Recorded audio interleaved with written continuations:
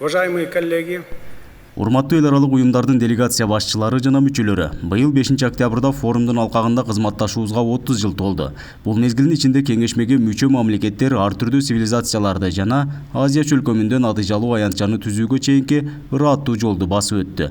Андыктан Кыргызстан цивилизациялар аралык диалогду өнүктүрүүгө жана Азия чөлкөмүнүн өлкөлөрүнүн ортосундагы өз ара түшүнүшүүнү бекемдөөгө шарт түзгөн аймактык кызматташтыкты кеңейтүү боюнча күч аракеттерди кубаттайт.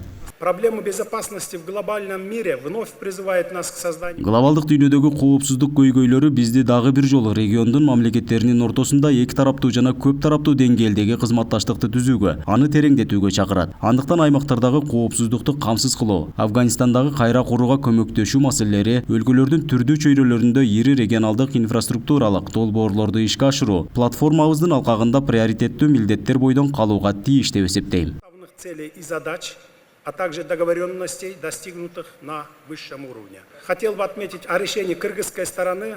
Мүмкүнчүлүктөн пайдаланып Кыргыз тараптын экономикалык өлчөмдүн соода жана инвестиция тармагындагы тең координатору болуу чечимин белгилегим келет. Бүгүнкү күндө Азия дүйнөлүк экономиканын локомотиви болуп саналат. Ошондуктан биздин көңүлүбүздү экономикалык багытты өнүктүрүүгө буруу өтө маанилүү. Биз бул жаатта жемиштүү кызматташтыкты күтөбүз. Рассчитываем на плодотворное сотрудничество в данном направлении.